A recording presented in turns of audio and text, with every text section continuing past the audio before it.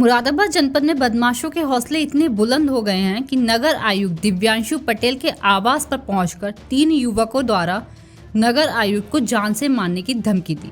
धमकी देकर तीनों युवक फरार हो गए। इसके 2 घंटे बाद तीनों युवक फिर नगर आयुक्त आवास पहुंचे और नगर आयुक्त को ललकारने लगे। आवास पर सुरक्षा में तैनात होम गार्डों ने तीनों युवकों को पकड़कर पुलिस के हवाले कर दिया। पकड़े गए तीनों युवक दोपहर से नगर आयुक्त की रेकी कर रहे थे। रेकी की ये घटना वहां लगे सीसीटीवी कैमरे में कैद हो गई। मुरादाबाद के नगर आयुक्त दिव्यांशु पटेल को जान से मारने की धमकी दी गई। 3 युवकों द्वारा इस वारदात को अंजाम दिया गया और लगातार उनके आवास की रेकी भी की गई।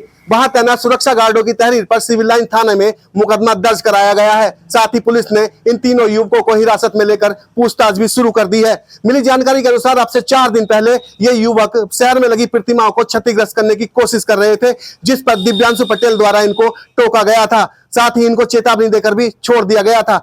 उसके बाद से ये युवक लगातार नगर आयुक्त के आवास की रेकी कर रहे थे, जिसके बाद सुरक्षा गार्डों की तहरीर पर पुलिस ने मुकदमा दर्ज करते हुए तीनों युवकों को हिरासत में ले लिया है। मिली जानकारी के मुताबिक 2 युवक नाबालिग भी बताए गए हैं।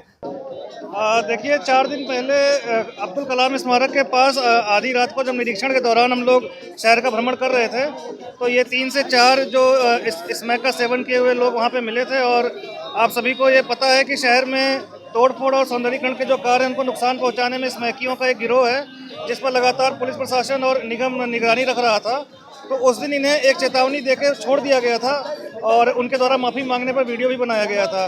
उसी क्रम में इन्हीं 2-3 लोगों के द्वारा कल शाम को आके आवास पर जो होमगार्ड थे उनको धमकी दी गई और उस पर जब हम लोगों ने तहरीर दी उसके 2 घंटे बाद ये पुनः आवास के पीछे ही संदिग्ध अवस्था में बरामद हुए और उस पर पुलिस ने संज्ञान लेते हुए तत्काल पुलिस प्रशासन ने कार्रवाई प्रारंभ की और उन्हें कोतवाली में ले जाके जो आगे की विधिक कार्रवाई है उसको किया जा रहा है। तहरीर में आपको और आपके सुरक्षा कर्मियों को जान से मारने की धमकी का जिक्र किया गया है। अब जैसा आवास के गेट पर आकर होमगार्ड से उन लोगों के द्वारा जो भी बातें की गई वो होमगार्ड और अर्दली के द्वारा सत्यापित की गई हैं और आगे बयान भी दर्ज कराए गए हैं और उसी के आधार पर कार्रवाई की जा रही है।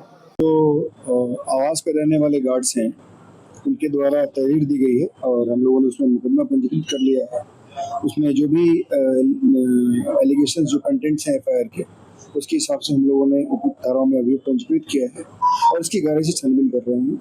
जो छानबीन में निकलेगा उसके हिसाब से अग्रिम कार्रवाई की। सर, अभी तक पूछताछ की गई आरोपियों से किस तरह? देखिए, आरोपी हमारे तीनों जो उसमें नामजद हैं वो तीनों हमारे पास अभी हिरासत में हैं।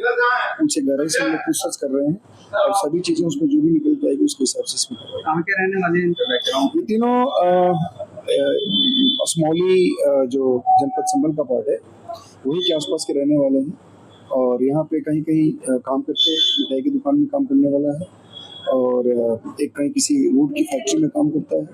इस तरह से अलग अलग काम करते हैं मजदूर किस्म के। सर, क्रिमिनल बैकग्राउंड कुछ इनका पाया गया है? अभी तक क्रिमिनल बैकग्राउंड नहीं मिला है, लेकिन हम इनसे छानबीन कर रहे हैं। अभी गहराई से चीज को सारी चीजें निकल के आएंगी, उसके हिसाब से फिर आपको अपडेट किया। कुछ सीसीटीवी भी निगम की तरफ से प्रोवाइड कराया गया था सर, उसमें कुछ इस तरह की एक्टिविटी लग रही है कि आपके लोग नहीं, एक फुटेज अभी मिला है, लेकिन हम लोग अभी बहुत सारे एंगल से इसको देख रहे हैं।